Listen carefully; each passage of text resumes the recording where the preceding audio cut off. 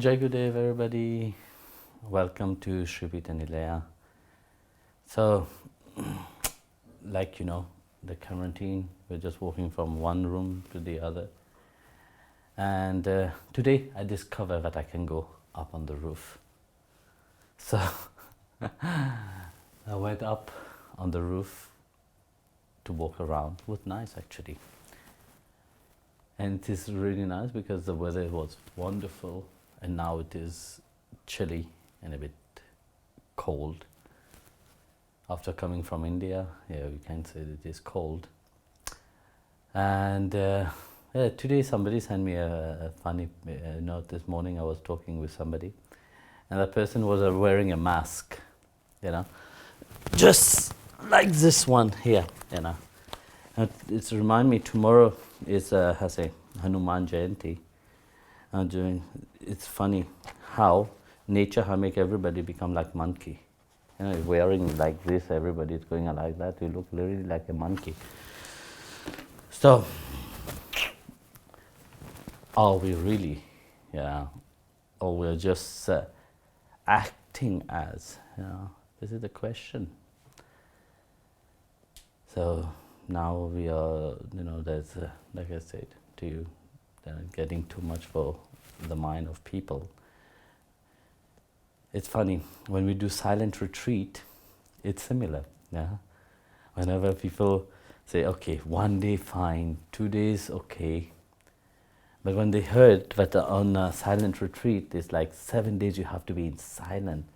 And 7 days you have to be away from mobile, from and so many things, you know. People go in panic, yeah. So that monkey which is inside start to jump around, you know, thinking, oh, how can I live without all these things, you know? But here, it is reminding you that yes, you can, you know. You can sit in one place and enjoy that place, you know. For sure now you still have your mobile, you still have your TV and so on, you know, you still carry on. But it's amazing to see that, how the mind panic. You know? So it's like the monkey. A monkey can't stay in one place and just sit there. A monkey have to keep moving around, jumping from one branch to the other. You know, such is the mind of people. So now we see the monkey in the outside. You know, this makes you think, you know, what we have become. From being a human, you know, from being human, which is full of love, we have forgotten about it. Now you see social distancing. People which you love, you can't even be near to them. People which you care, you can't be near to them.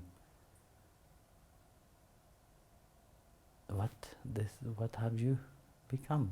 You see, through social media, through all this technology, we have distanced ourselves. We are always like this, you know, with our mobile.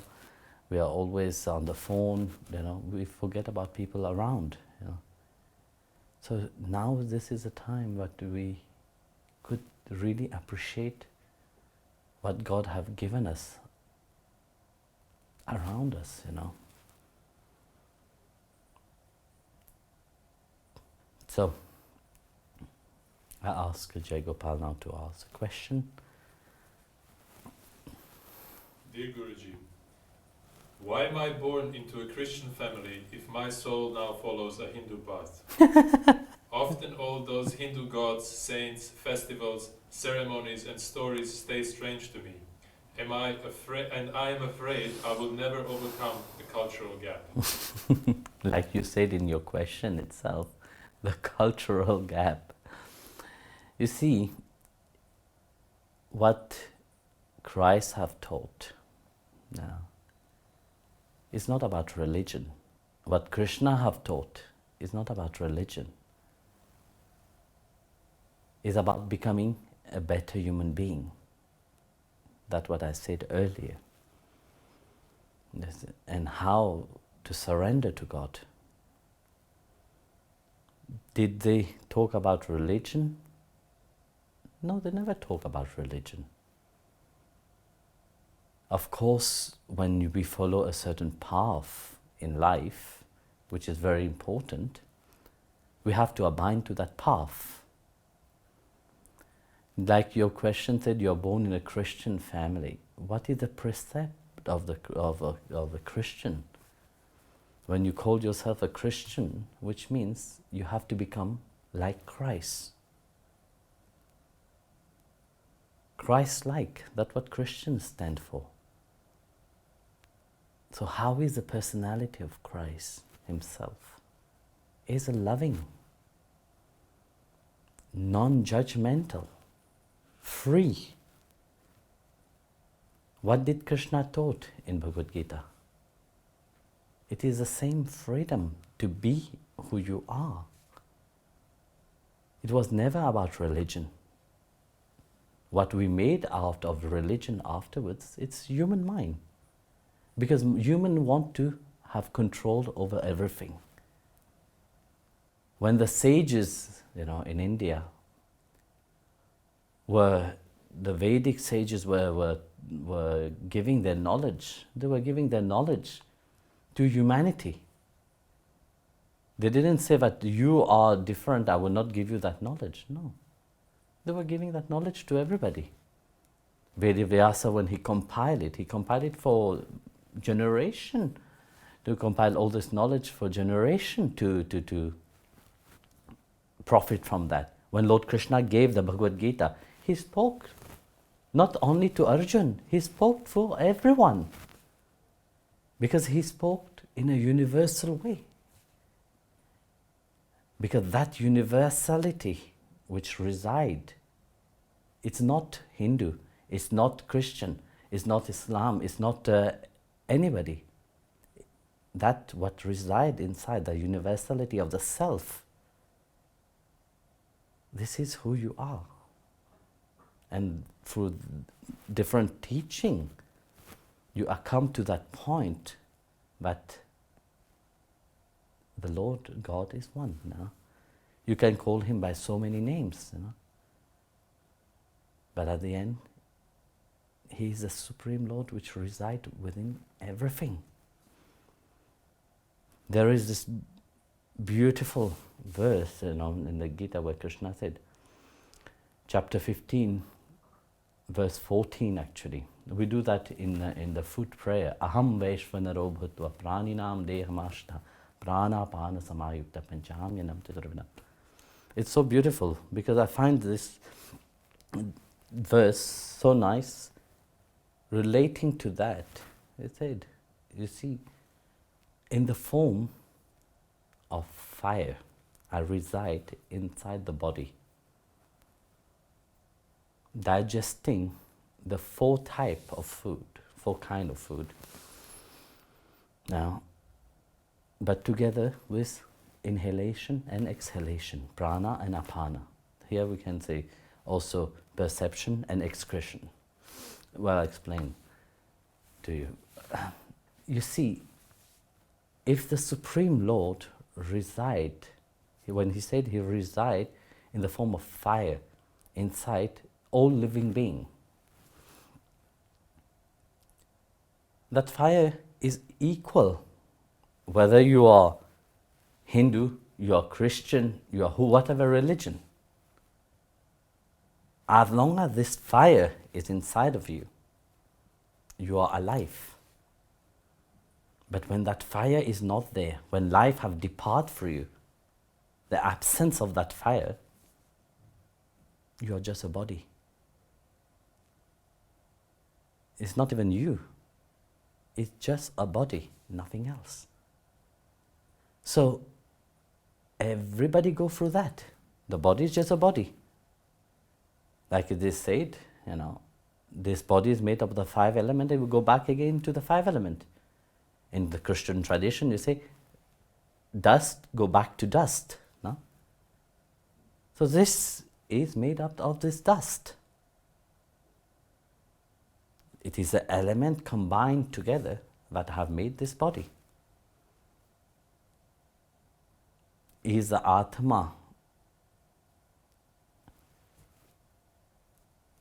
does the Atma have any religion? No, it doesn't. But we have to take what the sages have said, all the rishis have said, all the saints have said, how to build our relationship to God in whatever ways, in whatever path we take, we have to honor that path.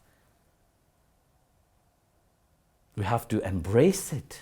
Only by embracing it, by honoring it, that we can come to the point of understanding and come to the point of realizing that self, which is beyond religion. That's what Christ have taught, what Krishna have taught. So again, come back to that verse from the Gita, where Bhagavan Krishna himself said, without this, in the absence of this fire, you will not be alive. So this thing, this fire, which is help you to digest the four kind of food, the four kind of food, which is chewing, which is swallowing, which is licking, and which is sucking. So this four kind of food is digested through the help of the air that you are inhaling also. So when you are inhaling it, you are swallowing it. The air is pushing it into your stomach. And the same mighty Lord, which is digesting that food inside of you, transforming that food what you are eating into, through the digestive secretion inside of your stomach, it's assimilating, making it transform into energy inside. And it is the same apana. So prana, you are inhaling, you are taking the food is going inside as its form is turning and so on. And inside is being digested. And here saying the same Lord assumed that form, but yes, apana. So through prana and apana, the food is put out. It's so beautiful how this body system function inside. Bhagavan Krishna said, this is me. I am this life force, I am this energy. So, but yet, here Bhagavan again remind you, but you see we are talking about that your question is related to Christian or Hindu. Imagine that function which is happening inside of your body is the same as your life function inside of you. You come, you live life, of course in your life you have a certain ideas, you see, how life must be. But yet, what reside within your Atma, that dharma that you have, life will bring you where you have to be.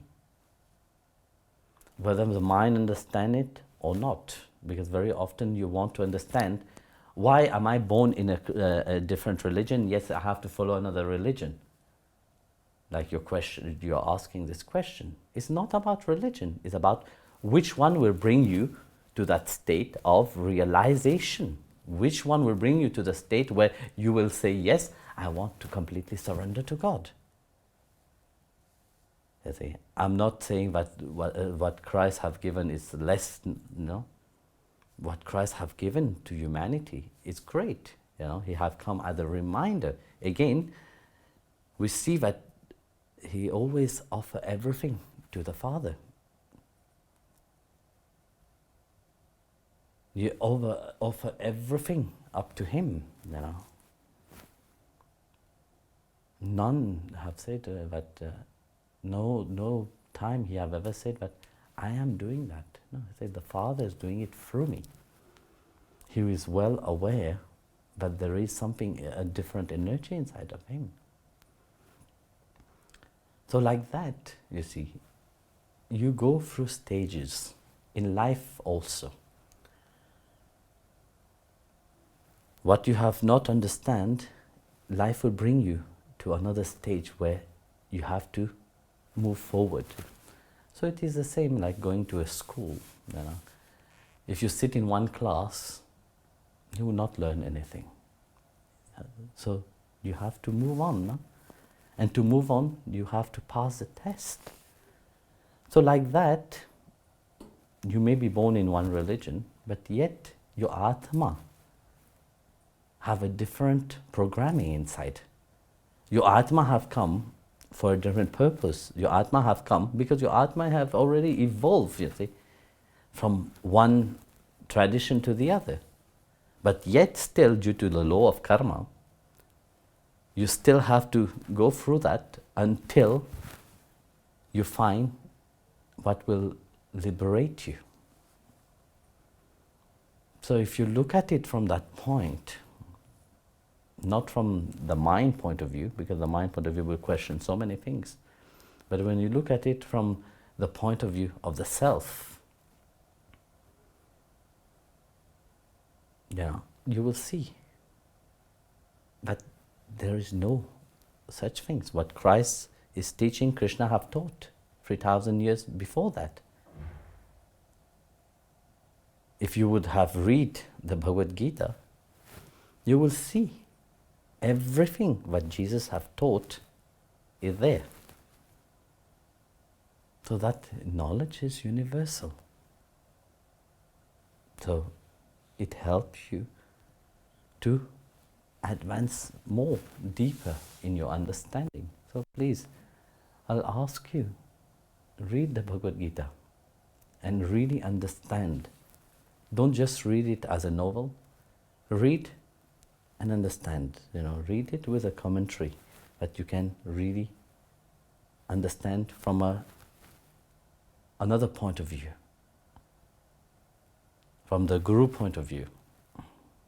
Then you can assimilate it to your life itself. And remember that it is the same Lord which have assumed different aspect, And it is within this body, he assumed different duties to bring you to that realization of who you truly are.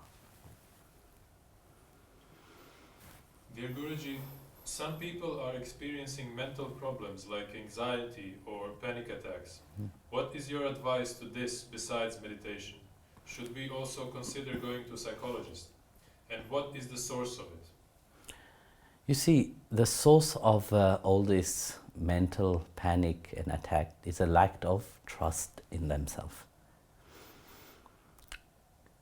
So, because you don't trust your inner feeling, you do meditation, like you said in your question itself, that's assumed that you are doing meditation, but yet you don't trust in your meditation.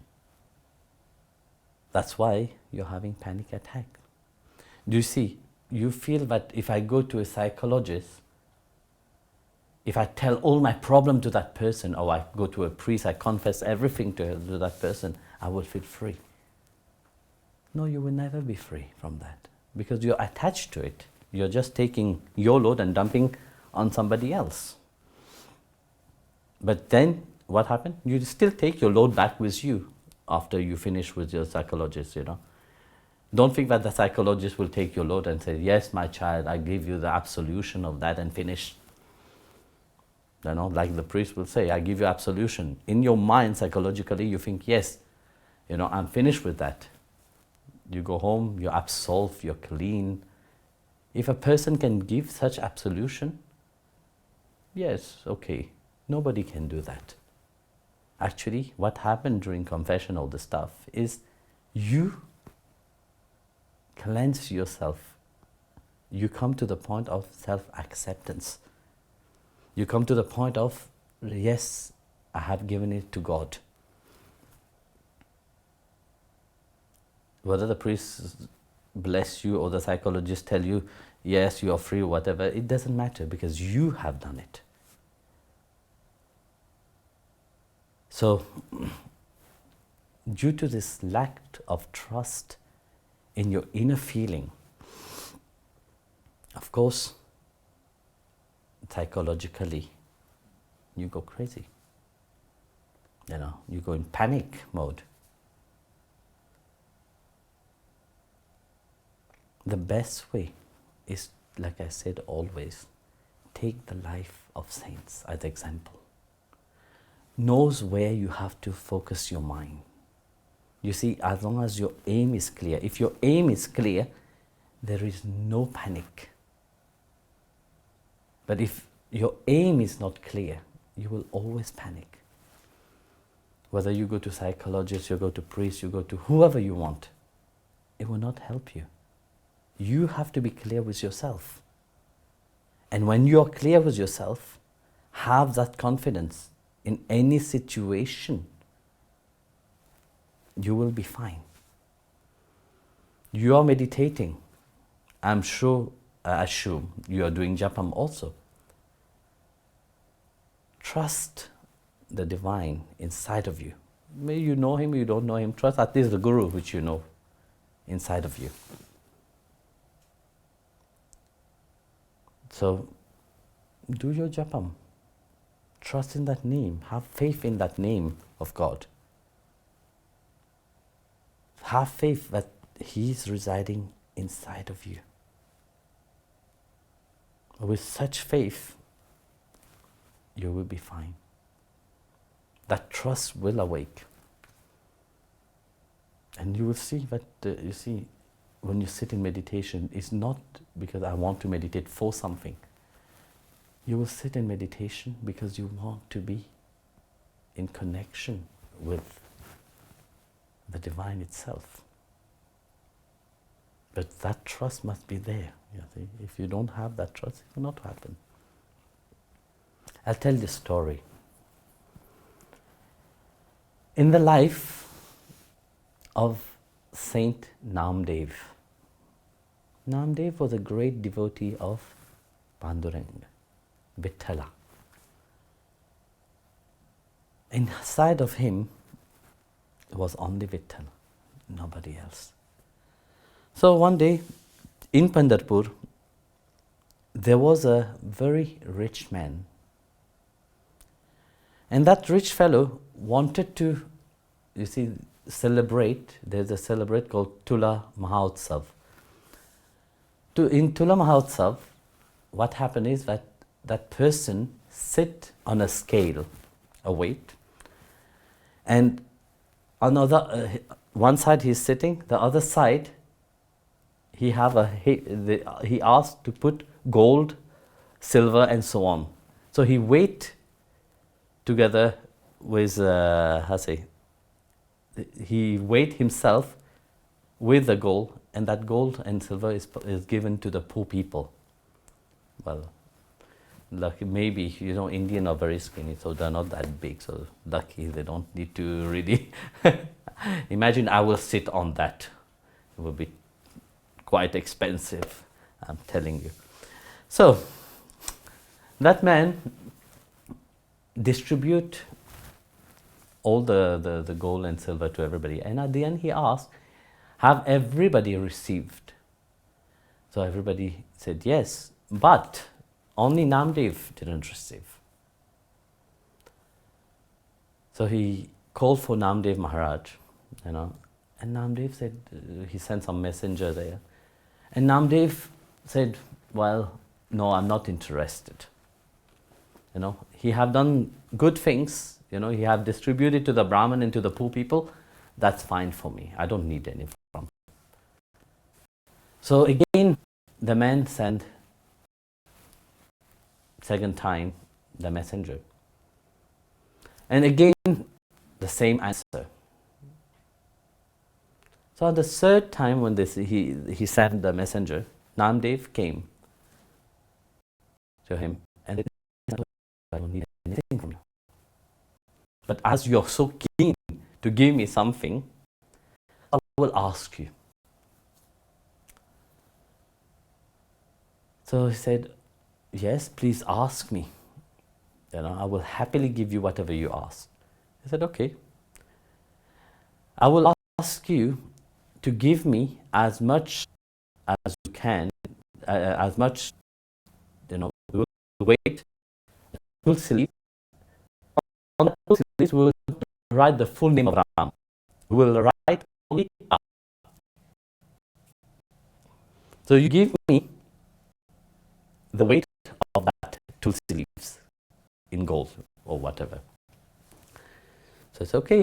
And the man was saying, the rich fellow was saying, well, you're making a mockery out of me. If I, you could, this is nothing. And they smiled and said, well, let's see. So they brought the weight, and Namdev took a single tulsi leaves with faith and devotion to Vittal. He write Ra and placed it on the weight. And he asked the fellow, please, of course, seeing a tulsi leaves is not much, So he took a gold coin and put it. Nothing happened. 2, nothing happened. 3, nothing happened. The tulsi is still heavier. So he started putting kilos and kilos of gold and silver and so on. Nothing. The tulsi still weight heavier than that. So he asked the neighbor, he asked his family to bring all the gold that they have, all the jewelry that they have, all the silver that they have, put it, nothing happened. So seeing that, his pride and ego was shattered. Bow down to Namdev Maharaj and said, please, I don't have anything else to offer to you. Please take this. Then Namdev Maharaj said, what will I do with this? I say, what will I do with all this heap of gold, all these things, when just a single tulsi leaves, which is so dear to my Vittal, is more heavy than all of your gold, all of your punya that you have done, all the pilgrimage that you have gone, don't equal that single tulsi leaves itself. So this story, shows us what faith and devotion can do. If we have faith in the Lord, we trust Him. You will not need to go to any psychologist, or you don't need to go for anything. Because He will install that peace inside of you. Because you are not in peace with yourself, you worry. Due to worry, you panic. When you don't have something, you panic. So have at least that faith and trust. When you sit in meditation, you have Him with you. You have Guru and God always with you. Just trust into that.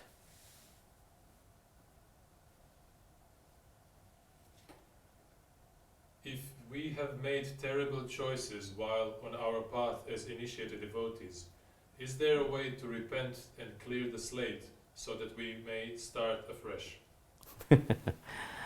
Look, mistakes do happen, You're a human being, firstly. And you will make mistake. And if you repent truly and sincerely, knows one thing, that God have forgiven you. And you have forgiven also yourself due to that repentance inside of you. So, do start again but don't do the same mistake again. If you have done one time this mistake, learn from it. And have it always at the back of your mind, as an example, but you should not do it again. Then start new, Why? Chances is always given. God gives you 1 time chance, 2 times, 3 times. But if after 3 times you don't learn, then you will never learn. So, if you truly and sincerely regretting and repenting for your mistake, move forward with your life. Dear Guruji, if I am not very grounded, will spiritual practice move me further and further away from being grounded? How do we reconcile the two, to be fully in the body and a spiritual being at the same time?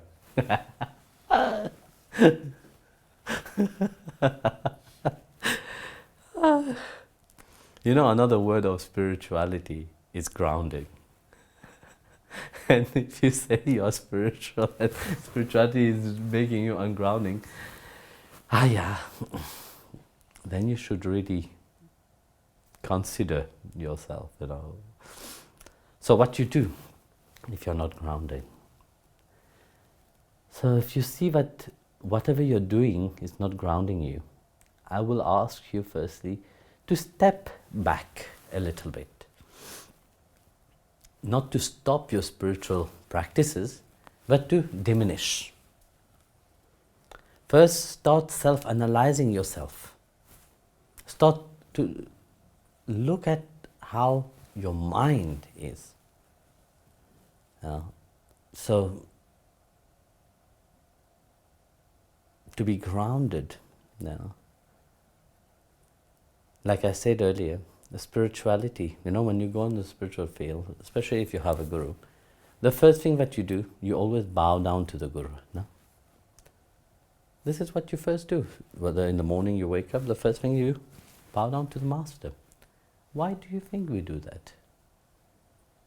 Actually, you see, when you bow down to the master, which means the master is very elevated. Spiritually, he is elevated. Do you see the master flying around? No. The master is very rooted on ground. He have both feet very rooted. He's not flying. Mostly the devotee fly around with their fantasy and all this stuff. But the master is very grounded. That's why when you bow down, inside of you, they said, in spite of you being so elevated in spirituality, yet you're fully grounded. The feet is fully there. That's why when you go to the temple, you bow down to the deity, because they come here, to elevate humanity. So they ground themselves. So, and if you see that your spirituality is making you flying around, it's better to calm down, So that you don't appear as a lunatic. Otherwise it is very bad. You will give a bad name to spirituality, a bad name to your spiritual path. Imagine you want to inspire people, no? So imagine you're walking like a lunatic. How would you inspire the people around you? It will not. And this happens only because there's a lack of knowledge inside of you. If you would have educate yourself well, you will have feed your mind with the right thing, you will not fly around. Because those who have true education, I'm not talking about education from school, I'm talking about education in your spiritual path itself. Because you lack education, knowledge about your path, that's why you're flying. Because you think that, you see, who fly? Let's see.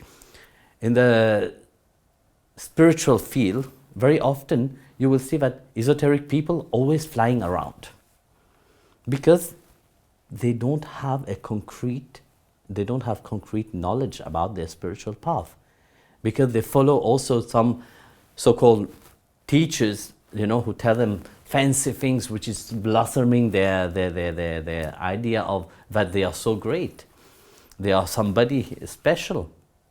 That's why many, you will see, go to America, go to all these spiritual fairs, you see all of them, they are not grounded people. Because there is no sense in them what is spirituality. Because for people think that spirituality, yes, I sit and meditate a little bit, I shake a little bit, left, right, I'm very spiritual.